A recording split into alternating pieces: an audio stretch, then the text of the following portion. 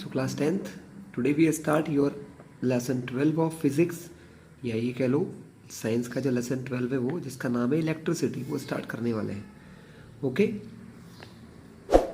और अभी भी इस चैनल पर नए हो तो उसको सब्सक्राइब कर लो, जिससे आने वाले सारे वीडियो आपको मिलते रहेंगे। इस पर आपको साइंस, मैथ, संस्कृत, इंग्लिश सारी चीज़ें मिल रही हैं बच्चों, ठीक है। So electricity has an important place in modern society. It is controllable and convenient form of energy for a variety of uses in homes, school, hospital, industries and so on. क्या मतलब बच्चे इसको? इसका मतलब ये है कि इलेक्ट्रिसिटी एक बहुत ही इम्पोर्टेंट हो चुकी है हमारे मॉडर्न सोसाइटी की। इट इज़ अ कंट्रोलेबल, मतलब जिसको हम कंट्रोल कर सकते हैं, और कन्वीनियंट फॉर्म है एनर्जी का, मतलब एनर्जी का बहुत अच्छा और कंट्रोलेबल फॉर्म होता है, जिसका यूज़ हम घरों में, स्कूल में, हॉस्पिटल, इंडस्ट्री हर जगह पर कर रहे हैं। How does it flow in an electric circuit, मतलब इलेक्ट्रिसिटी कैसे बनती है, किन चीज़ों से बनती है और ये कैसे फ्लो होती है। What are the factor that control or regulate the current through its electrical circuit. कौन सी चीज़ें होती हैं, व्हाट आर द फैक्टर, कौन सी ऐसी चीज़ें हैं जो कंट्रोल करती हैं, रेगुलेट करती, बदलती हैं करंट को किसी इलेक्ट्रिकल सर्किट में। In this chapter we shall attempt to answer such a question. इस लेसन में हम उन्हीं सब चीज़ों को आंसर देने की कोशिश करेंगे। We shall also discuss the heating effect of electric current and its application. Heating effect को भी देखेंगे, उसके एप्लीकेशंस को भी देखेंगे। Electric current and circuit. We are familiar with an air current and water current. हमको एयर करंट और water current तो पता है बच्चों। We know that flowing water constitute water current, जो पानी फ्लो होता है उसके अंदर वाटर करंट होता है रिवर में। Similarly if the electric charge flow through a conductor, मतलब कोई इलेक्ट्रिक चार्ज फ्लो होता है यानी चलता है थ्रू अ कंडक्टर, किसी कंडक्टर में से निकल के, for example through a metallic wire, किसी मेटेलिक वायर से, we see that there is an electric current, तो हम यह क्या कहेंगे कि उसमें इलेक्ट्रिक करंट फ्लो हो रहा है। यानी इलेक्ट्रिक करंट फ्लो होने के लिए क्या ज़रूरी है, इलेक्ट्रिक चार्ज का फ्लो होना बच्चों, ठीक है। व्हेन इलेक्ट्रिक चार्ज फ्लोज, है ना, थ्रू एनी कंडक्टर, जब किसी कंडक्टर से चार्ज फ्लो होता है तो हम क्या कहेंगे, there is an electric current, वहाँ पर इलेक्ट्रिक करंट है। In a torch we know that the cell or battery, cell या बैटरी जो है, when placed in a proper order, अगर सही ऑर्डर में रखा जाए, provide flow of charge or an electric current through the torch bulb to glow, मतलब charge flow होता है, या यूँ कह लो कि इलेक्ट्रिक करंट जो है वो बल्ब से फ्लो होकर बल्ब को ग्लो करवाता है। We have also seen that the torch give us light only when its switch is on, मतलब टॉर्च हमको लाइट कब देता है, जब उसका स्विच बच्चों ऑन होता है। तो what does a switch do, तो स्विच क्या करता है, a switch makes a conducting link between the cell and the bulb, तो स्विच क्या है, एक कंडक्टिंग लिंक है जो बल्ब और करंट को जोड़ के रखता है या रोकता है। A continuous and closed path of electric current is called an electric circuit. A continuous, इसको थोड़ा टिक कर लें, आपको क्वेश्चन आ सकता है। A continuous and closed path of electric current, electric current का क्लोज और कंटिन्यूस पाथ क्या कहलाता है बच्चों, एक इलेक्ट्रिक सर्किट होता है। Now if the circuit is broken anywhere, अगर कहीं से सर्किट टूट जाता है और the switch off the torch is turned of, या फिर टॉर्च का जो स्विच है हम उसको ऑफ कर देते हैं, द करंट स्टॉप फ्लोइंग, तो करंट का फ्लो होना बंद हो जाता है, and the bulb does not glow, और बल्ब ग्लो नहीं होता है, ठीक है। How do we express electric current, तो हम इलेक्ट्रिक करंट को कैसे एक्सप्रेस करेंगे, क्या होता है electric current. So electric current is expressed by the amount of charge flowing through a particular area in unit time, मतलब कितना charge, amount of charge flowing, flow होता है, निकलता है, फ्लो होता है या निकलता है, थ्रू अ पर्टिकुलर एरिया, किसी पर्टिकुलर जगह से, इन अ यूनिट टाइम, किसी यूनिट टाइम के अंदर। In other words it is the rate of flow of electric charge, या ये कह लो कि इलेक्ट्रिक करंट क्या है, rate of flow of electric charge, electric charge के फ्लो होने का rate in circuits using metallic wire. Electron constitute the flow of charge, मतलब चार्ज फ्लो होना यानी इलेक्ट्रॉन का फ्लो होना, इलेक्ट्रॉन का जाना। क्योंकि बच्चों चार्जेस किस में होते हैं, चार्ज जो होते हैं वो इलेक्ट्रॉन के ऊपर होते हैं। However electrons were not known at the time when the phenomenon of electricity was first observed. जब सबसे पहले इलेक्ट्रिसिटी को ऑब्जर्व किया गया था तब इलेक्ट्रॉन के बारे में कोई नहीं जानता था। So electric current was considered to be flow of positive charge and the direction of positive charge was taken to the direction of electric current. तो पॉजिटिव चार्ज के फ्लो होने को ही इलेक्ट्रिक करंट कहते हैं और वही इलेक्ट्रिक करंट की direction होती है बच्चों। तो इलेक्ट्रिक करंट से हम लोग क्या समझे बच्चों, इलेक्ट्रिक करंट मतलब चार्ज फ्लो होना। जब चार्ज फ्लो होगा तो करंट बनेगा, ये कहा जाता है। In an electric circuit, the direction of electric current is taken as opposite to the direction of flow of electron which are negative charges। मतलब ये 1 मार्क का बहुत इंपॉर्टेंट क्वेश्चन है।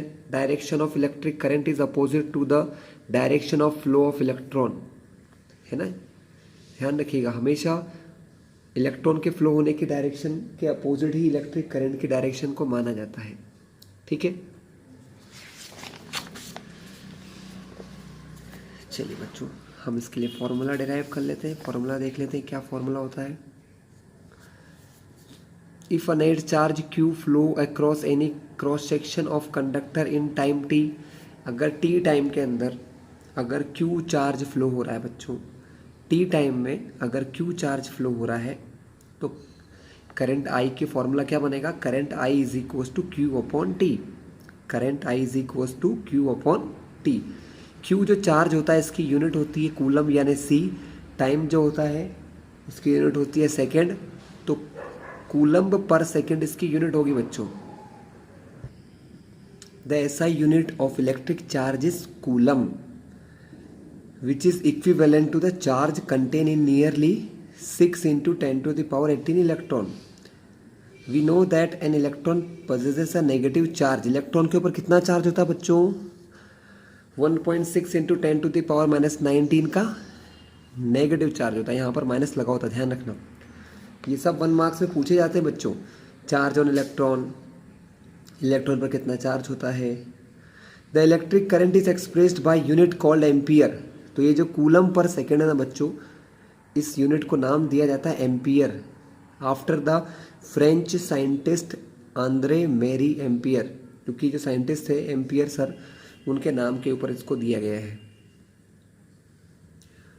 1 ampere is the constituted by the flow of 1 coulomb of charge पर second. यानी इसकी value भी 1 रखें, इसकी वैल्यू भी 1 रखें। मतलब 1 कूलम चार्ज अगर 1 सेकेंड में निकल जाता है, अगर 1 कूलम चार्ज 1 सेकेंड में चल जाता है तो उसको कहते हैं 1 coulomb per second.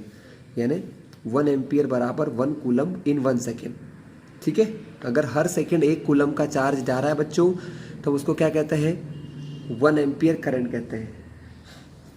Small quantities of current are express in milliampere. Ampere की जगह मिली एम्पियर करंट का भी कई जगह यूज होता है। मिली का मतलब होता है 10⁻³ तो 1 मिली एम्पियर बराबर 10⁻³ एम्पियर। या माइक्रो एम्पियर का भी यूज करते हैं, 1 म्यू ए। म्यू मतलब माइक्रो एम्पियर, म्यू मतलब माइक्रो का मतलब होता है 10⁻⁶ ampere. An instrument called ammeter measure electric current in a circuit. बच्चों ये भी अच्छा बात है। अमीटर क्या होता है, कोई इंस्ट्रूमेंट होता है जो इलेक्ट्रिक करंट को मेजर करता है। It is always connected in series in circuit. ये भी याद रखिएगा, ये पूछा जाता है कि अमीटर को कैसे कनेक्ट किया जाता है। Ammeter connect in series in circuit, किसी सर्किट में सीरीज में इसे जोड़ा जाता है। Through which the current is to be measured, जिसमें से करंट मेजर करना है। देखिए जरा ये सर्किट में बताता हूँ आपको, ये बल्ब के साथ ये सीरीज में जोड़ दिया है। ये एक छोटा सा सर्किट डायग्राम है जहाँ पर ये बैटरी सेल वायर से ये जुड़ा हुआ है। एक तरफ उन्होंने क्या करा है, अमीटर जोड़ दिया है। आगे एक कुंजी है, मतलब की है। की क्या करती है, अगर बंद रहती है तो सर्किट चालू रहता है तो करंट फ्लो होता है। जब कुंजी को ओपन खोल देते हैं या बंद कर देते हैं, मतलब बटन को बंद कर देते हैं तो बल्ब जलता है, नहीं तो ठीक है।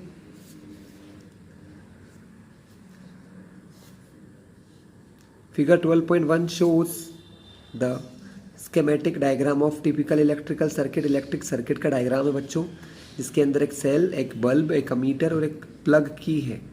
Note that electric current flow in the circuit from positive terminal of cell to negative terminal of cell. ध्यान रखिएगा, करंट हमेशा प्लस से चालू होता है और माइनस की तरफ जाता है। तो ये करंट की डायरेक्शन है बच्चों। क्या है ये? करंट की direction.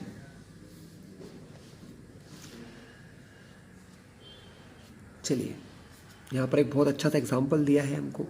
A current of 0.5 ampere is drawn by a filament. किसी बल्ब या फिलामेंट से 0.5 एम्पियर का करंट लिया जा रहा है। ये करंट की वैल्यू है।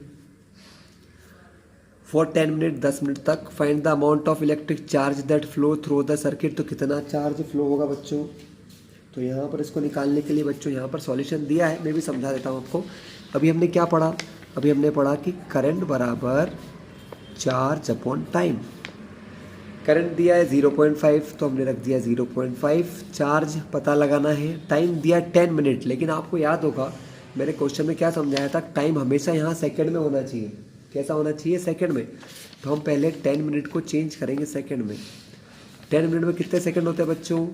10 × 60 आपको पता ही होगा। हम सबको पता है 1 मिनट में 60 सेकेंड होते हैं, तो 10 मिनट में 10 × 60, ये दोनों जीरो की जगह 2 जीरो आ जाएंगे, 6 बन जा 6 हो जाएगा। तो 600 सेकेंड होते हैं। तो अपॉन में यहाँ क्या लिखेंगे बच्चों? 600। ये अपॉन में है, क्यू निकालना है तो अपॉन की चीज़ मल्टीप्लाई में जाती है। 0.5 का मल्टीप्लाई 600 से, तो आपको क्यू की वैल्यू मिलेगी। मल्टीप्लाई करना सबको आता है, कर लोगे। 300 कूलम का चार्ज पता चल गया आपको। दोनों का मल्टीप्लाई करोगे 300 आएगा। चार्ज की यूनिट होती है कूलम, तो चार्ज कितना हो जाएगा? 300 कूलम चार्ज फ्लो होगा यहाँ पर। चलिए बच्चों, कुछ क्वेश्चन यहाँ दिए हैं। What does N electric current mean? Electric current का क्या मतलब होता है? तो इलेक्ट्रिक करंट का मीनिंग मैंने क्या बताया था आपको? फ्लो ऑफ इलेक्ट्रिक चार्ज, हमने पीछे भी देखा था। Electric current is expressed by the amount of electric charge flowing through a particular area in unit time. यही इसकी डेफिनेशन है बच्चों। ठीक है, ये लिख लीजिएगा। ठीक है, electric current is expressed by the amount of electric charge flowing through a particular area in unit time. Next question उन्होंने पूछा है, define the unit of current. Current की यूनिट क्या होती है? तो यूनिट की करंट होती है एम्पियर। ठीक है, ये इस टाइप से लिख लो। 1 ampere is the constituted by the flow of 1 coulomb of charge पर सेकेंड। ठीक है, जब 1 कूलम का चार्ज पर सेकेंड फ्लो होता है तो उसको कहते हैं 1 एम्पियर करंट, या यूनिट ऑफ करंट यही है बच्चों। Calculate the number of electron constituting 1 coulomb of charge. 1 coulomb charge में कितने इलेक्ट्रॉन फ्लो होते हैं, ये कैसे फाइंड लगा कर सकते हैं बच्चों? अब हम ये देखेंगे। क्वेश्चन क्या है? बहुत ही इंपॉर्टेंट क्वेश्चन है जो आपको बड़ी क्लास में भी काम आएगा। 1 कूलम चार्ज में कितने इलेक्ट्रॉन्स होते हैं, ये हमको फाइंड करना है। तो बहुत सिंपल सी बात है, Q = NE होता है बच्चों, फॉर्मूला होता है। क्वेश्चन 3 है, Q = NE। Q यानी चार्ज। कितना बोला उन्होंने? उन्होंने बोला है 1 कूलम चार्ज में कितने इलेक्ट्रॉन होते हैं, इलेक्ट्रॉन कंस्टिट्यूटिंग 1 कूलम चार्ज। तो चार्ज की जगह में क्या लिखूंगा? Q = NE। फॉर्मूला क्या होता है? Q यानी चार्ज, तो कितना बोला उन्होंने? 1 कूलम चार्ज। N होता है नंबर ऑफ इलेक्ट्रॉन, कितने इलेक्ट्रॉन, और E का मतलब होता है बच्चों एक इलेक्ट्रॉन पे कितना चार्ज होता है। तो एक इलेक्ट्रॉन पे चार्ज होता है 1.6 × 10⁻⁻19। मुझे ये निकालना है कि इतना चार्ज लेकर कितने इलेक्ट्रॉन मिलेंगे, कितने इलेक्ट्रॉन एक साथ जब आएंगे तो इतना चार्ज बन जाएगा। तो ये मल्टीप्लाई से डिवाइड में आ जाएगा, तो 1 के अपॉन में चला जाएगा 1.6 इंटू 10⁻⁻19, ये बन गया n। बस अब क्या करना है, 1 को इससे डिवाइड करना है। तो जब 1 को इससे डिवाइड करोगे आंसर आएगा 0.625। करके देख लेना आप लोग, आ जाएगा आपको भी। 10⁻⁻19 अपॉन से ऊपर जाएगा तो माइनस की पावर बन जाएंगी प्लस पावर। अब मुझे पॉइंट, साइंस कहता है कि पॉइंट हमेशा एक नंबर के बाद होना चाहिए, तो हम पॉइंट को यहाँ से यहाँ शिफ्ट करेंगे। पॉइंट यहाँ से यहाँ शिफ्ट होगा तो 6 पॉइंट, जब पॉइंट एक तरफ इधर शिफ्ट होता तो एक पावर कम हो जाती है। तो ये आंसर हमेशा याद रखना बच्चों आप। 6.25 इंटू 10⁻18 इलेक्ट्रॉन। 18 इलेक्ट्रॉन जब एक साथ मिलते हैं, इतने सारे इलेक्ट्रॉन मिलकर एक कूलम चार्ज बनाते हैं बच्चों। कितना चार्ज बनाते हैं? 1 कूलम चार्ज बनाते हैं। चलिए बच्चों आगे देखते हैं क्या है।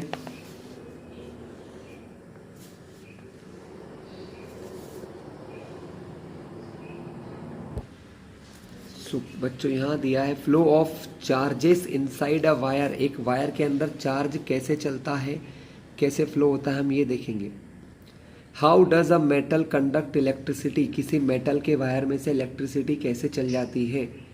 You would think that a low energy electron would have great difficulty passing through a solid conductor.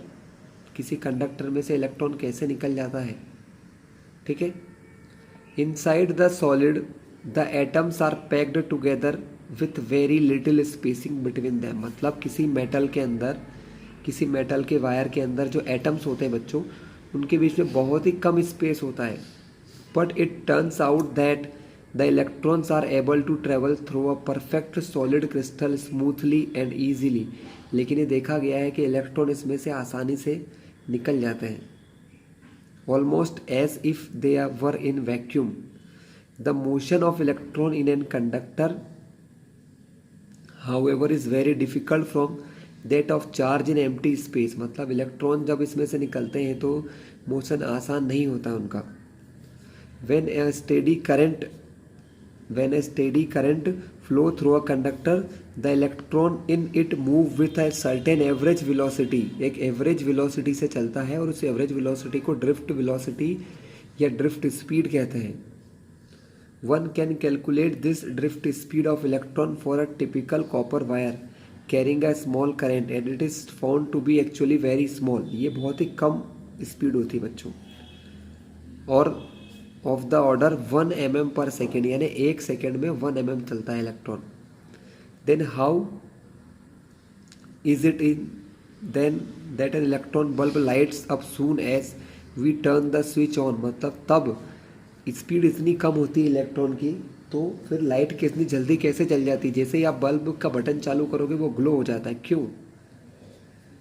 It can not be that a current start only when electron from one terminal of electric supply physically reaches the other terminal of the bulb. मतलब ये ज़रूरी नहीं है कि किसी एक कोने से दूसरे कोने तक इलेक्ट्रॉन जाए तभी इलेक्ट्रिसिटी फ्लो होती है।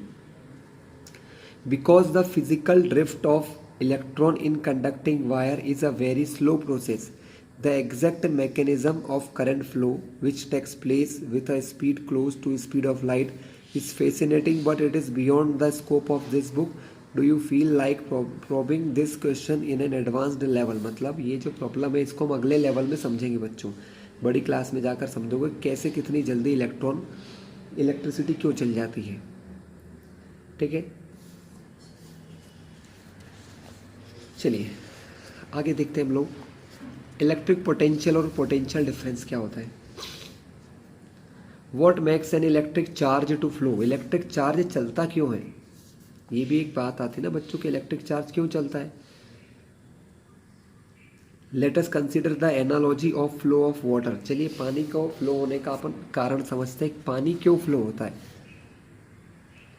Charges do not flow in a copper wire by themselves. वो अपने आप नहीं चलते हैं।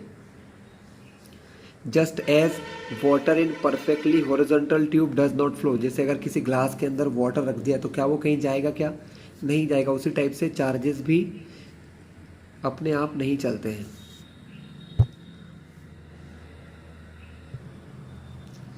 If one end of a tube, किसी पाइप या किसी ट्यूब का एक एंड जो है is connected to tank of water kept at higher level, मतलब आपके घर के ऊपर मान लो कोई टंकी रखी है, उसमें हमने एक पाइप डाल दिया है, such that there is a pressure difference between two end of the tube, तब दूसरे एंड और पानी के अंदर डूबे हुए एंड के बीच में एक प्रेशर का डिफरेंस होता है बच्चों। Water flow out of the other and of the tube, और ऊपर से नीचे की तरफ वाटर आ जाता है। For the flow of charges in a conducting metallic wire the gravity of course has no role to play, मतलब ग्रेविटी का कोई रोल नहीं होता इसमें। The electrons move only if the difference of electrical pressure, अगर electrical pressure होता है तो इलेक्ट्रॉन चलते हैं। इलेक्ट्रिकल प्रेशर को जनरली पोटेंशियल डिफरेंस कहा जाता है बच्चों, called the potential difference along the conductor. This difference of potential may be produced by the battery constituting one or more electric cell, जिसके अंदर एक या एक से ज़्यादा सेल होते हैं। The chemical action within the cell generates the potential difference across the terminal of cell, मतलब सेल के जो दो हिस्से होते हैं, एक प्लस होता है एक माइनस होता है, उनके बीच में पोटेंशियल का बच्चों डिफरेंस होता है, जिसकी वजह से इलेक्ट्रॉन चलता है। Even when no current is drawn from it, जब उसमें से सेल में से करंट नहीं लिया जाता तब भी उनके बीच में पोटेंशियल का डिफरेंस होता है। When the cell is connected to a conducting circuit, जब किसी सेल को हम सर्किट में जोड़ते हैं, the potential difference sets the charge in motion, इस पोटेंशियल डिफरेंस की वजह से ही चार्ज चलने लग जाते हैं in the conductor and produce a electric current, और जिससे इलेक्ट्रिक करंट बनता है। In order to maintain the current in given electrical circuit, the cell has to expend its chemical energy stored on it, मतलब जब current बनता है या current को बनाए रखना पड़ता है तो सेल क्या करता है, अपनी केमिकल एनर्जी को इलेक्ट्रिकल एनर्जी में बदलता रहता है बच्चों। We define the electric potential difference, हम डिफाइन कर सकते हैं इलेक्ट्रिक पोटेंशियल डिफरेंस को between two points in an electric circuit carrying some current as the work done to move a unit charge from one point to other, मतलब इसको क्या कह सकते हैं पोटेंशियल या पोटेंशियल डिफरेंस को, the work done to move a unit charge from one point to other, एक point से दूसरे पॉइंट तक यूनिट चार्ज को ले जाने में जितना काम करना पड़ता है वो ही हमारा पोटेंशियल डिफरेंस या पोटेंशियल होता है बच्चों। Potential difference between the two points, इसका फॉर्मूला होता है वर्क डन अपॉन चार्ज। क्या फॉर्मूला होता है V का बच्चों, W/Q। V मतलब potential difference, V means potential difference, W means work done और Q यानी चार्ज, यानी Q चार्ज को ले जाने में जितना काम करना पड़ता है वही हमारा क्या होता है, पोटेंशियल डिफरेंस होता है बच्चों। The SI unit of electric potential difference is volt, electric potential difference की यूनिट होती है वोल्ट, जिसको एल्सेनाड्रो वोल्टा नाम के साइंटिस्ट के ऊपर रखा गया है। एन इटालियन फिजिसिस्ट, वो इटली के एक फिजिसिस्ट थे। यहाँ पर वो डेफिनेशन देखिए, 1 वोल्ट इज द, क्वेश्चन आता है what is 1 volt potential difference, तो क्या लिखा है, 1 volt is the potential difference between two points in a current carrying conductor, मतलब किसी करंट कैरिंग कंडक्टर के दो पॉइंट के बीच का पोटेंशियल डिफरेंस 1 वोल्ट कब होता है, जब 1 joule of work is done to move 1 coulomb of charge, मतलब 1 कूलम्ब चार्ज को ले जाने में 1 जूल का काम करना पड़े तो वो पोटेंशियल डिफरेंस 1 वोल्ट का होता है बच्चों। तो 1 volt is equal to 1 joule in 1 coulomb. क्यों ऐसा बोला, क्योंकि पीछे हमने फॉर्मूला देखा, मैं यहाँ फिर से लिख देता हूँ, पोटेंशियल बराबर work done upon charge, work done की यूनिट होती है जूल, चार्ज की कूलम, यानी 1 वोल्ट बराबर हो गया 1 जूल पर कूलम, 1 जूल पर कूलम। ठीक है, तो चार्ज को चलाने का काम कौन करता है बच्चों, चार्ज को चलाने का काम करता है पोटेंशियल डिफरेंस। आपने देखा होगा आपके सेल या बैटरी के ऊपर लिखा होता है 2.5 वोल्ट, तो ये उस बैटरी या चार्ज का पोटेंशियल डिफरेंस होता है कि ये इतना पोटेंशियल डिफरेंस दे सकती है, ये जो बैटरी है या सेल है ये इतना पोटेंशियल डिफरेंस दे सकता है। ठीक है। The potential difference is measured by N instrument called volt meter. ये जो टिक कर रहा हूँ बच्चों, इनको याद कर लेना आप लोग, इंपॉर्टेंट पॉइंट्स है ये। तो पोटेंशियल डिफरेंस को मेजर करते हैं वोल्ट मीटर से। The volt meter is always connected in parallel across the points between which the potential difference is measured. हमें जिस जगह का, जिन पॉइंट्स का पोटेंशियल डिफरेंस निकालना होता है वहाँ पर वोल्ट मीटर को पैरेलल जोड़ा जाता है। ये 1 मार्क क्वेश्चन है, बहुत इंपॉर्टेंट है। Volt meter joint in parallel, series, इस टाइप से क्वेश्चन आते हैं, तो पैरेलल में जोड़ा जाता है। ठीक है, अब देखेंगे इस क्वेश्चन को। क्वेश्चन आता है बच्चों, how much work is done, कितना काम करना पड़ेगा in moving a charge of 2 coulomb, 2 coulomb के चार्ज को ले जाने में, मूविंग यानी ले जाने में, across 2 point having potential difference 12 volt. 12 volt का पोटेंशियल है, 2 कूलम का चार्ज हमको लेकर जाना है, तो कितना काम करना पड़ेगा। सॉल्यूशन पूरा यहाँ दिया है बच्चों, मैं इसको समझा देता हूँ। अभी हमने एक बहुत छोटा सा फॉर्मूला पढ़ा, potential is equals to work done upon charge. Potential उन्होंने बोला है क्वेश्चन में 12 वोल्ट का पोटेंशियल है, वर्क डन हमको निकालना है, चार्ज बोल दिया 2 कूलम, है ना। 12 अपॉन 2 है, ये 2 मल्टीप्लाई से यहाँ चला जाएगा, 12 का मल्टीप्लाई होगा 2 से, इससे क्या निकलेगा, 12 2 जा 24 का वर्क डन, ये अपॉन से आ गया मल्टीप्लाई में, तो 24 वर्क डन की यूनिट होती है जूल बच्चों। 24 जूल का काम करना पड़ेगा आपको। कितना वर्क डन करना पड़ेगा, 24 जूल का वर्क डन।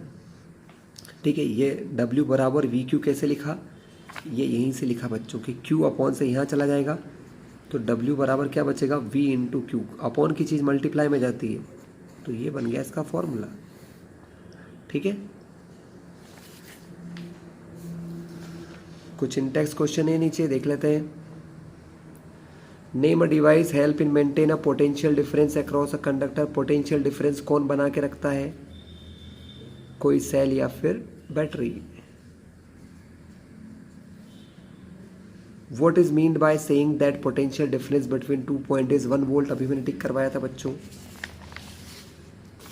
लास्ट पेज में यहां से लिखा है 1 volt is the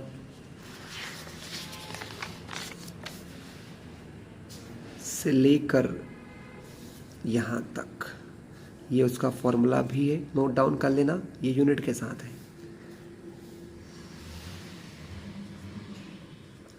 how much energy is given to each coulomb of charge passing through a 6 volt battery. अब ध्यान दीजिए, यहाँ पर उन्होंने थोड़ा सा क्वेश्चन घुमाया है।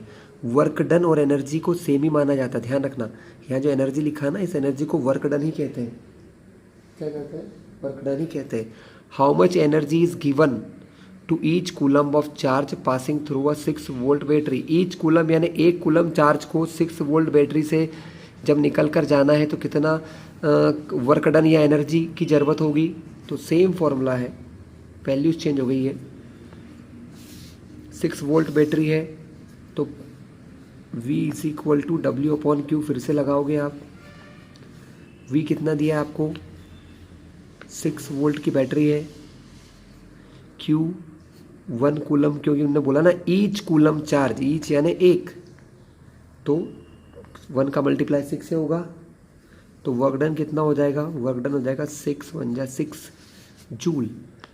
और जूल में वर्क डन भी नापते हैं बच्चों, जूल में ही एनर्जी भी नापते हैं, इसलिए 6 जूल की एनर्जी उसको चाहिए। कितनी चाहिए उसको, 6 जूल एनर्जी चाहिए। आप चाहो तो इसको नंबर 3 डाल लेना और कर लेना। ठीक है, कितनी एनर्जी चाहिए, 6 जूल एनर्जी चाहिए निकलने के लिए। चलिए बच्चों आगे देखते हैं circuit diagram. We know that an electric circuit as shown in the figure 12.1 comprises a cell or a battery or a plug की कुछ इलेक्ट्रिकल कंपोनेंट्स हैं and electrical wires is often convenient to draw a schematic diagram in which different component of the circuit are represented by symbol conveniently used। Conventional symbol use to represent some of the most commonly use electrical component are given. मतलब हमको यहाँ पर बच्चों कुछ ऐसी चीज़ें दी हैं जो सर्किट डायग्राम बनाने में काम आती है। कभी कभी हम लोग क्या करते हैं, हर चीज़ का डायग्राम से शो करना अच्छा लगता है हमको, तो याद रखिएगा आपसे पूछा भी जाता है। इलेक्ट्रिकल सेल को जनरली ऐसे करते हैं बच्चों, इस तरफ उसका प्लस पॉइंट, इधर माइनस। बैटरी, बैटरी मतलब दो या दो से ज़्यादा सेल का कॉम्बिनेशन। तो यहाँ पर 1 2 3 सेल है, तो जो सबसे पहले इधर plus minus plus minus plus minus, तो जो सबसे पहला उसको प्लस बोलेंगे, सबसे लास्ट वाले को माइनस। कोई स्विच ओपन है तो ऐसा दिखेगा, कोई स्विच या प्लग क्लोज्ड है तो वो ऐसा डॉट के फॉर्म में दिखेगा। वायर का जॉइंट, ये सीधा वायर जा रहा है, यहाँ से डॉट, एक और वायर निकल गया तो वायर जॉइंट कहते हैं। वायर क्रॉसिंग विदाउट जॉइनिंग, जब एक वायर दूसरे को जॉइन नहीं कर रहा है और क्रॉस कर रहा है तो ये वायर सीधा और ये क्रॉस, तो ये वायर इधर अलग निकल रहा है, ये अलग बिना एक दूसरे को टच किए। इलेक्ट्रिक बल्ब, तो बल्ब को या तो इस तरफ या इस तरीके से बताएंगे। रजिस्टर या रेजिस्टेंस, ये डायग्राम है। वेरिएबल रजिस्टर, रोस्टेड, ये क्या है अभी आप थोड़ी देर बाद समझ जाओगे। Ammeter plus minus A, voltmeter plus minus V. ठीक है बच्चों, चलिए अब हम देखेंगे ओम्स लॉ क्या होता है। Is there a relationship between the potential difference across a conductor and the current through it. क्या पोटेंशियल डिफरेंस और करंट जो बच्चों फ्लो होता है इनमें कोई कनेक्शन है? Let us explore with an activity, एक एक्टिविटी करके इसको देखते हैं। Set up a circuit shown in the figure 12.2, पीछे एक डायग्राम दिया है, बताऊंगा अभी, उसके जैसा सर्किट बनाना है आपको। Consisting of nichrome wire X Y of length 0.5 metre, एक वायर लेना है 0.5 मीटर का, एक अमीटर लेना है, एक वोल्ट मीटर, 4 सेल लेना है इतने इतने वोल्ट के 1.5 के। Nichrome is an alloy of निकल, chromium and manganese and iron metal. ये लाइन बहुत काम की बच्चों, पूछा जाता है क्या होता है नाइक्रोम। तो नाइक्रोम एक एलॉय है। नाइक्रोम क्या है? एक एलॉय है, निकल, क्रोमियम, मैग्नीस और आयरन से मिलके बनने वाला। अब हम देखते हैं पीछे सर्किट के डायग्राम को। क्या बोला उन्होंने? एक अमीटर है, एक वोल्ट मीटर है, ये एक रेजिस्टेंस वायर है एक्स वाई, और यहाँ पर हमने 4 सेल लिए हैं 1 2 3 4। ठीक है, सेल का अरेंजमेंट भी अलग अलग तरीके से किया है। ठीक है, first use only 1 cell as the source in the circuit. मतलब सबसे पहले सिर्फ एक ही सेल से हम क्या करेंगे बच्चों, हम सिर्फ एक ही सेल से क्या लेंगे, पावर लेंगे। पावर मतलब पोटेंशियल लेंगे। Note the reading in the ammeter. जब हम एक सेल का यूज़ करते हैं तो अमीटर में कितना करंट है ये देखना है। ठीक है, और इस वोल्ट मीटर में कितना पोटेंशियल का डिफरेंस बता रहा है हमको ये देखना है। कहाँ पर? Across the X Y, nichrome का जो वायर दिया है, इस वायर के दोनों एंड के बीच में, इससे पोटेंशियल पता चल जाएगा और इससे हमको करंट पता चल जाएगा। ये वोल्ट है, ये मतलब सर्किट जुड़ा हुआ है, ये ऐसा आया। नेक्स्ट कनेक्ट 2 सेल, फिर हम 2 सेल को एक साथ कनेक्ट कर सकते हैं बच्चों।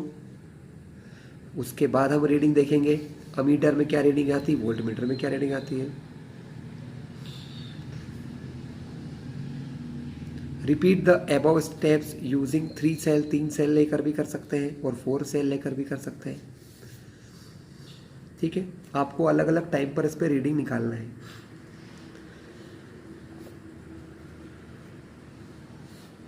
Calculate the ratio of V to I for each pair of potential difference. आपको यहाँ पर करंट पोटेंशियल डिफरेंस की वैल्यू लेना है और आपको V के अपॉन में I रखकर देखना है कि V को I से डिवाइड करने पर क्या हर बार वैल्यू सेम आती है। ठीक है, so in this activity you will find that approximately the same value of V upon I is obtained। मतलब आपने देखा होगा कि जब आप ऐसा करोगे ना तो आपको V और I का जो रेशियो है V के अपॉन में जब भी आप I रखोगे उसका रेशियो फिक्स मिलेगा आपको, ठीक है। Thus the V I graph is straight line. अब एक वी आई ग्राफ क्या है बच्चों, मतलब ये है कि आपने जो वैल्यू ली है अगर आप उनको ग्राफ में लिखो, जैसे इस तरह आपने करंट मिला होगा, आपको क्वेश्चन में करंट मिला, जो भी वैल्यू मिली करंट की यहाँ आपने लिखी है, और यहाँ पर पोटेंशियल डिफरेंस मिला, उनको मिलाकर एक पॉइंट, आप लोगों ने कोऑर्डिनेट ज्योमेट्री पढ़ते हो 10th में ही, जिसमें हम ग्राफ सीखते हैं, डिस्टेंस फॉर्मूला, वहाँ से हम लोग जैसे मान लो यहाँ पर 0.2 एम्पियर का करंट मिल रहा है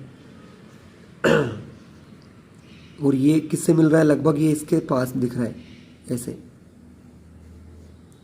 तो 0.2 एम्पियर करंट जब मिल रहा है तब पोटेंशियल डिफरेंस कितना है, सपोज 0.5 है, ये 0.4 जब मिल रहा है, तो इस टाइप से ग्राफ बनाना आप लोगों को आता है कि जितना करंट है उसके हिसाब से पोटेंशियल को मिला के ऐसे point point point point point बनाकर हमने ग्राफ बनाया, तो वी आई ग्राफ कहते हैं इसको। एक तरफ पोटेंशियल एक तरफ करंट, ये हमेशा एक स्ट्रेट लाइन बनता है। क्या बनता है, स्ट्रेट लाइन किसी कंडक्टर के लिए, ठीक है।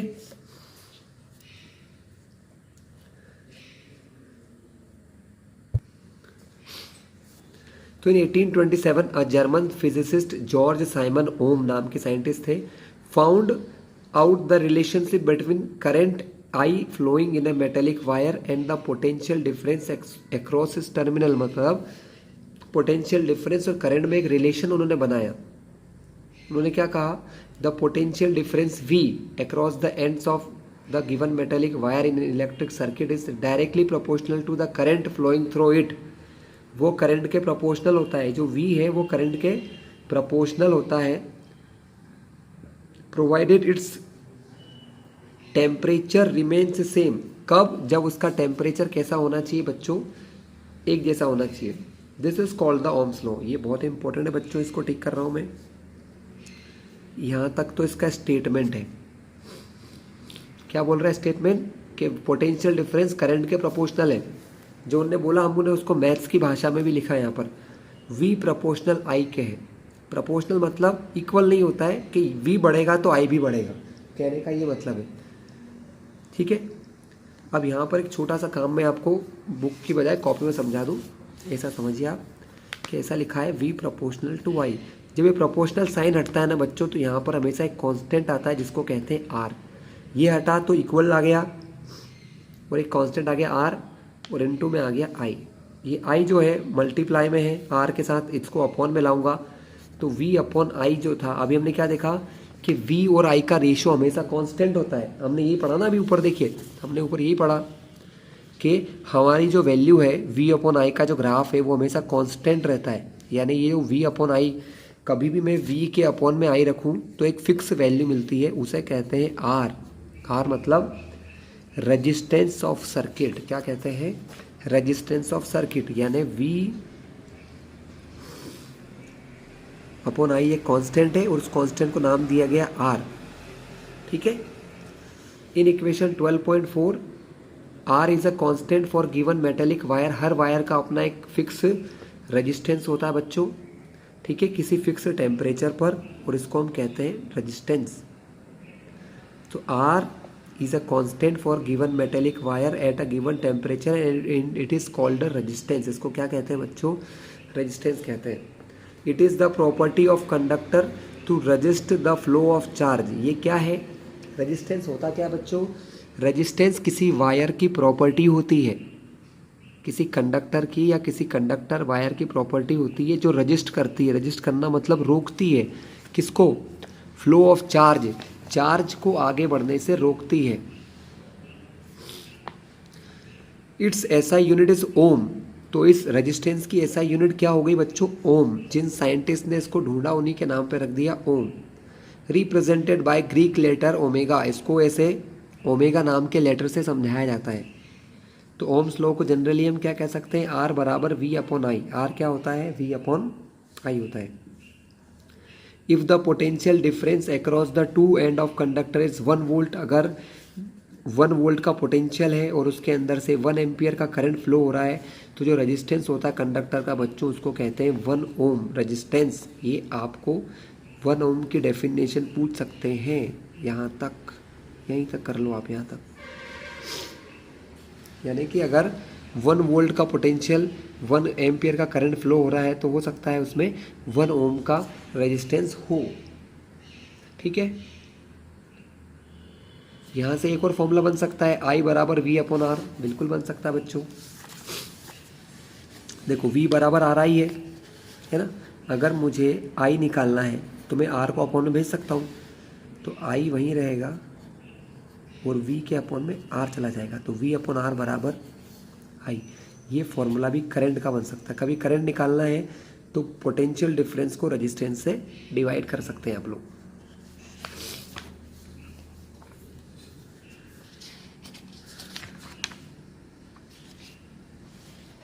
चलिए, तो हमने क्या देखा, रेजिस्टेंस क्या है, जो चार्ज को फ्लो होने से थोड़ा रजिस्ट करता है, रोकता है, चार्ज को रोकने का काम करता है रेजिस्टेंस। मतलब चार्ज फ्लो होना मतलब करंट चलना, यानी करंट को कम करने का काम करता है resistance. It is obvious from equation 12.7, ये जो इक्वेशन है, that current through a resistor is inversely proportional to its resistance, यानी I ऊपर है और R अपॉन में है बच्चों। मैं फिर से मेरी कॉपी का यूज करूंगा। इस फॉर्मूले में देखो I ऊपर लिखा है न्यूमरेटर में और R डिनोमिनेटर में। इससे क्या समझ में आता है कि अगर R बढ़ेगा, रेजिस्टेंस बढ़ेगा, तो करंट की वैल्यू कम होगी। रेजिस्टेंस बढ़ेगा तो करंट कम होगा। If the resistance is double the current gets half, resistance को डबल कर दोगे करंट हाफ हो जाएगा, आधा हो जाएगा। In many practical cases it is necessary to increase or decrease the current in electric circuit. बहुत सारी प्रैक्टिकल चीज़ों में हमको करंट को कम या ज़्यादा करना होता है। ठीक है, तो a component used to regulate current without changing the voltage, मतलब एक ऐसी चीज जो करंट को बदल दे, रेगुलेट कर दे, करंट को रेगुलेट कर दे, बदल दे, विदाउट चेंजिंग द वोल्टेज, बिना वोल्टेज चेंज किए, इज कॉल्ड वेरिएबल रेजिस्टेंस। उसको क्या कहते हैं बच्चों, वेरिएबल रेजिस्टेंस कहते हैं। In an electrical circuit a device called rheostat, एक डिवाइस कहते हैं बच्चों रोएस्टोड। मैंने आपको कुछ देर पहले नाम बताया था, तब बोला था कि ये आगे समझ में आएगा। रोएस्टोड क्या होता है, वेरिएबल रेजिस्टेंस, ऐसी चीज जिसका रेजिस्टेंस बदल सकता है। तो in an electric circuit a device called rheostat is often used to change the resistance of circuit, जिसका यूज करते हैं सर्किट का रेजिस्टेंस चेंज करने के लिए। We will now study about electrical resistance of conductor with the help of following activity. चलिए बच्चों, क्या है एक्टिविटी देखते हैं। टेक अ नाइक्रोम वायर, एक नाइक्रोम का वायर लीजिए, एक बल्ब लीजिए, टॉर्च बल्ब, 10 वोल्ट का 10 वॉट पावर का बल्ब होना चाहिए, 10 वॉट पावर है बल्ब की। एक अमीटर लेना है जिसके ऊपर रीडिंग हो 0 से 5 एम्पियर।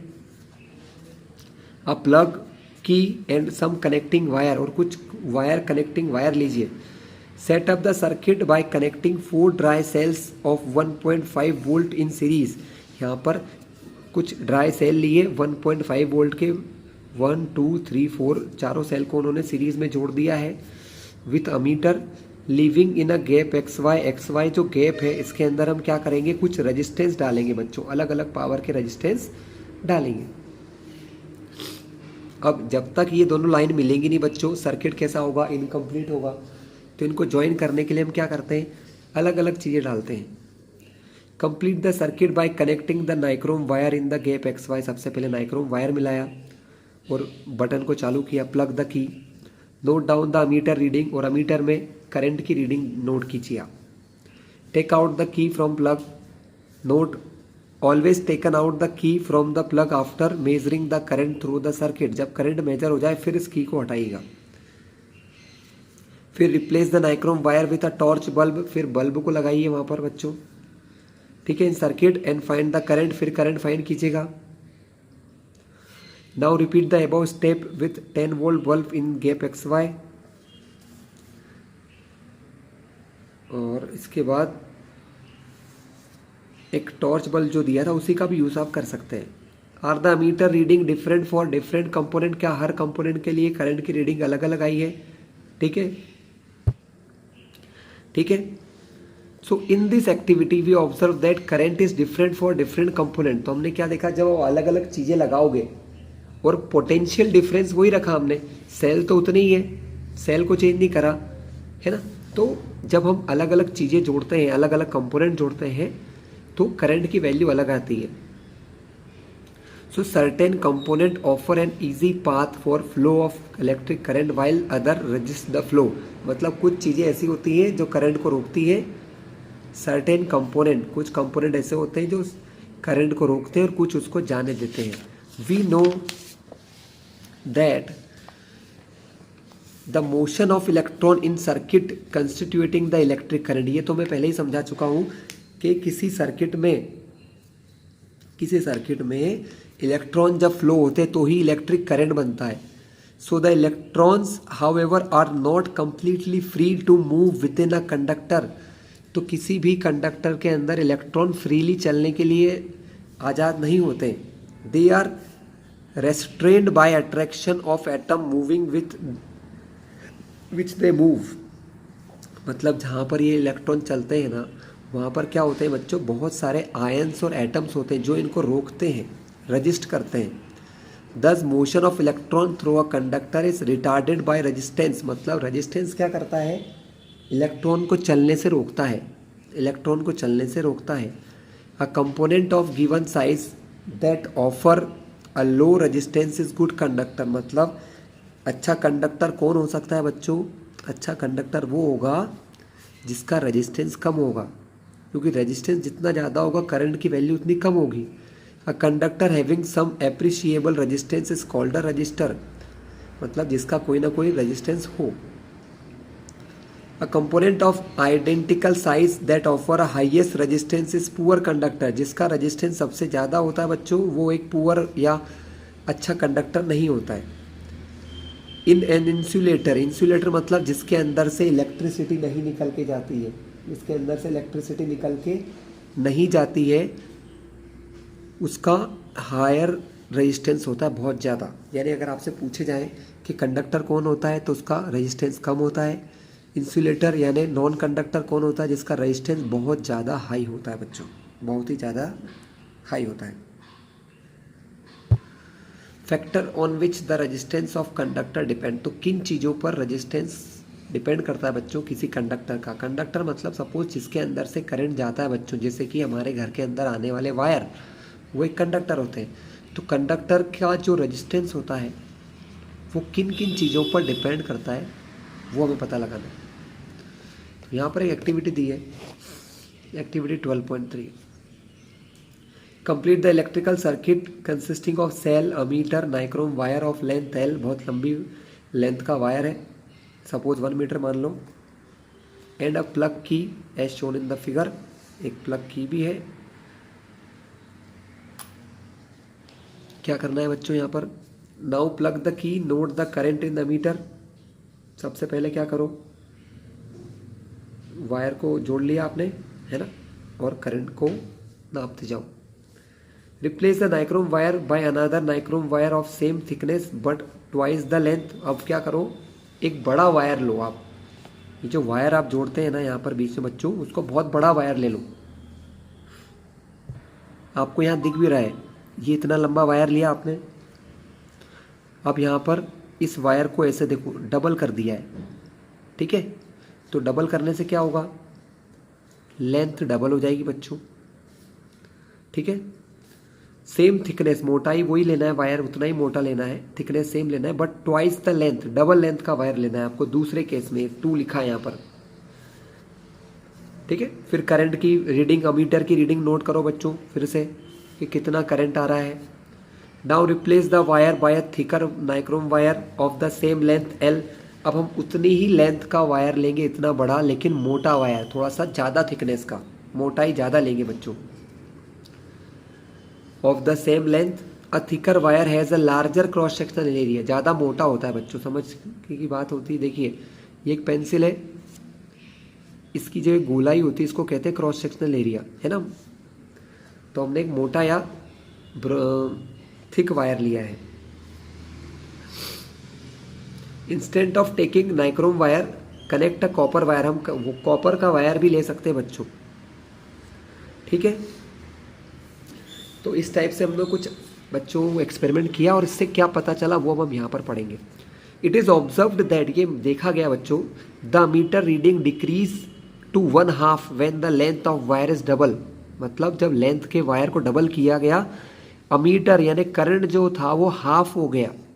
इससे क्या समझ में आता है बच्चों, हमने क्या पढ़ा था, हमने ये पढ़ा था कि करंट जो है वो आर पे डिपेंड करता है। अगर करंट कम हो रहा है तो रेजिस्टेंस बढ़ रहा होगा, सिंपल सी बात है ना।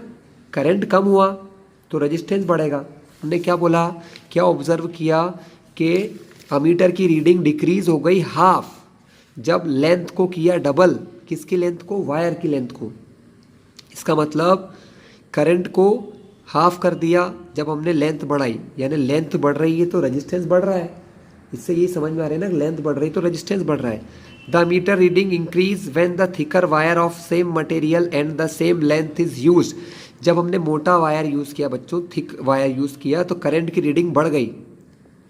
A change in ammeter reading is observed when a wire of different material of same length and the same area of cross section is use. और अगर हम नाइक्रोम के अलावा कॉपर या दूसरा वायर यूज़ करते हैं तो भी करंट की रीडिंग बढ़ जाती है। तो इन सब से क्या समझ में आता है, इन सब से ये समझ में आता है बच्चों कि resistance of any conductor depend on length. वो किस पे डिपेंड करता है, उसकी लेंथ पर डिपेंड करता है। अगर वायर की लेंथ बढ़ाई जाएगी या घटाई जाएगी तो रेजिस्टेंस कम ज़्यादा हो सकता है। On it's area of cross section, उसकी मोटाई या एरिया ऑफ क्रॉस सेक्शन पे भी डिपेंड करता है। और on the nature of material, और किस चीज़ से वो बना है उन चीज़ पर भी डिपेंड करता है। Precise measurement have shown that resistance of uniform metallic conductor is directly proportional to length. यहाँ से टिक करना बच्चों, क्वेश्चन है ये। तो बच्चों क्या देखा गया कि resistance of uniform metallic conductor, किसी मेटेलिक कंडक्टर का जो रेजिस्टेंस है वो डायरेक्टली प्रोपोर्शनल होता है लेंथ के। आर प्रोपोर्शनल है एल के। आर किसके प्रोपोर्शनल है बच्चों, एल के। उसको जो रेजिस्टेंस होता है वो लेंथ के प्रोपोर्शनल होता है। And inversely proportional to area of cross section, और उसके एरिया ऑफ क्रॉस सेक्शन का इनवर्सली प्रोपोर्शनल। इनवर्सली मतलब अपॉन में बच्चों, आर प्रोपोर्शनल टू 1/a, मतलब एरिया बढ़ेगा तो रेजिस्टेंस घटेगा और लेंथ बढ़ेगी तो रेजिस्टेंस बढ़ेगा। इन दोनों को अगर मिलाकर लिखें बच्चों तो एल ऊपर है ए नीचे है, तो मैं लिख सकता हूँ कि आर प्रोपोर्शनल है L/A के। L/A के बच्चों, जब भी प्रोपोर्शनल साइन हटता है और इक्वल टू लगता है तो यहाँ पर हमेशा एक कांस्टेंट वैल्यू आती है। क्या आती है बच्चों, एक कांस्टेंट वैल्यू। और यहाँ पर जो कांस्टेंट आया इसको रो कहते हैं।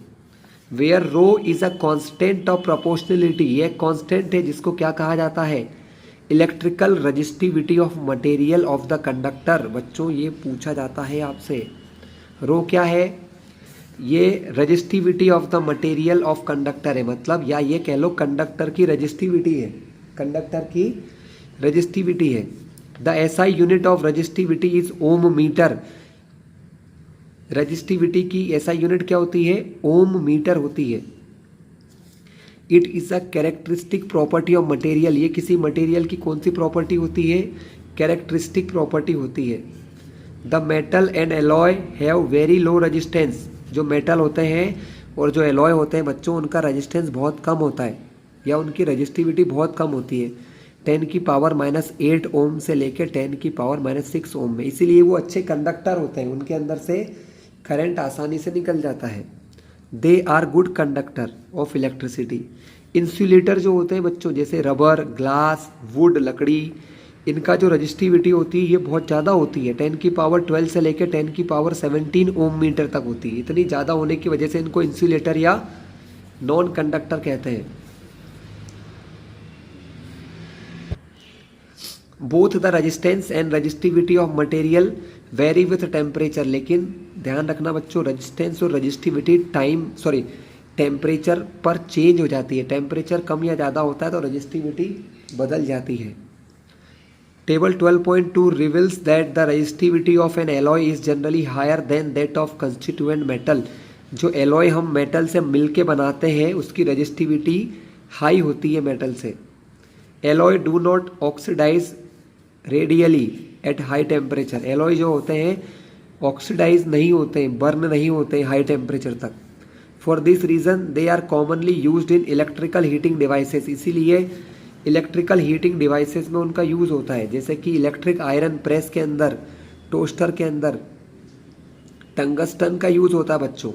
Tungsten is used almost exclusively for filament of electric bulb में भी यूज़ होता है. Whereas copper and aluminium are generally use for electrical transmission line. लेकिन एल्यूमिनियम और कॉपर के वायर का यूज़ सिर्फ किस लिए करते हैं? इलेक्ट्रिक करंट को आगे ले जाने में. मतलब ट्रांसमिशन वायर जो होते हैं ना, हमारे घरों में वायर आते हैं, उनमें यूज़ करते हैं बच्चों. तो बच्चों यहाँ पर कुछ मटेरियल्स की आपको रजिस्टिविटी गिवन है इस टेबल में, या आप पढ़ लेना, कोई खास नहीं आएगा. शायद हो सकता है क्वेश्चन में पूछ भी लें आपसे कंडक्टर का, तो ये आप याद कर सकते हैं इजीली. सो बच्चों पीछे हम इसके कुछ एग्जाम्पल देखेंगे. How much current will an electric bulb draw from 220 volt source. किसी 220 वोल्ट के सोर्स से कितना इलेक्ट्रिक करंट लिया जा सकता है. If the resistance of bulb filament is 1200 ohm. Resistance दिया है 1200 ओम, वोल्टेज दिया है 220 बच्चों. तो हमको करंट की वैल्यू पूछी है, तो बहुत ही आसान काम है ये, तो आपको पता ही चल गया होगा. आपको क्वेश्चन में क्या दिया है? वोल्टेज दिया है 220 वोल्ट, रेजिस्टेंस दिया है 1200 ओम, इसको ओम कहते हैं. करंट निकालना है, फॉर्मूला लगा दो, I बराबर V upon R. V 220, R 1200, 0 से 0 कट, 2 से कट किया 11 बार, 2 से कट किया 60, तो 11 अपॉन 60 एम्पियर बच्चों. आंसर कैसा दिया बुक में? आपको इसको बस डिवाइड करना है. अगर आप 11 को 60 से डिवाइड करते हो तो आंसर आपको यही मिलेगा, गारंटीड. क्वेश्चन भी पूछा है, how much current will an electric heater coil draw from a 220 volt source. Voltage उतना ही है बच्चों. If the resistance of heater coil is 100 ohm. 220 volt 100 ohm, वही काम फिर से करना है, बस V और R की वैल्यू बदल गई है. ए वाला पार्ट है ये. आपको क्वेश्चन बी में क्या दिया है? वोल्टेज उतना ही है, पोटेंशियल डिफरेंस 220 और रेजिस्टेंस को कर दिया 100 ओम. तो I का फॉर्मूला तो V अपॉन R ही है ना बच्चों. तो I बराबर क्या होगा? 220 अपॉन 100. 0 से 0 कैंसिल. अगर मैं 10 से 22 को डिवाइड करूँ तो आंसर आएगा 2.2 एम्पियर बच्चों. तो ये वो करंट है 2.2 एम्पियर. आप देख सकते हैं वही चीज़ें यहाँ पर आपको मिल रही हैं.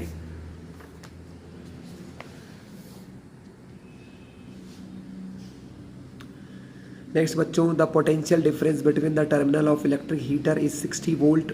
अगर किसी पोटेंशियल डिफरेंस है इलेक्ट्रिक हीटर का 60 वोल्ट, मतलब वोल्टेज पता है आपको. करंट की वैल्यू है बच्चों 4 एम्पियर करंट इसमें से निकल रहा है. वॉट करंट,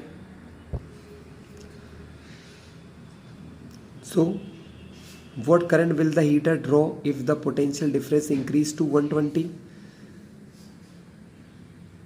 तो अगर बच्चों पोटेंशियल डिफरेंस को 120 कर दें तो कितना हीट होगा या कितना करंट की वैल्यू बढ़ेगी, हमको ये पता लगाना है. सो बच्चों पहले तो हमको रेजिस्टेंस नहीं पता सर्किट का, वोल्टेज पता है, करंट पता है, तो हम रेजिस्टेंस निकालेंगे. तो हमको गिवन है क्वेश्चन में वोल्टेज 60 और करंट 4 एम्पियर. तो रेजिस्टेंस कितना हो जाएगा? 60/4. तो कैंसिल होके ये बनेगा 15 ओम का इसमें रेजिस्टेंस है बच्चों. 15 ओम का रेजिस्टेंस है. अब उन्होंने क्या करा, इसको चेंज कर दिया 120. तो अब मुझे करंट निकालना है कि जब ये 60 से 120 होगा, जब ये 60 से कितना होगा बच्चों? 120 होगा, तो हमारा करंट कितना बन जाएगा. तो पहले तो हमने रेजिस्टेंस निकाला, फिर हमने क्या बोला कि अब V बदल के हो गया 120 रेजिस्टेंस नहीं बदल रहा, रेजिस्टेंस तो 15 ओम ही है। तब करंट क्या होगा, V अपॉन आर। करंट दी वोल्टेज 120, ये हो गया 15 8 ज़ा, तो करंट भी डबल हो गया, 8 एम्पियर हो गया बच्चों हमारा करंट।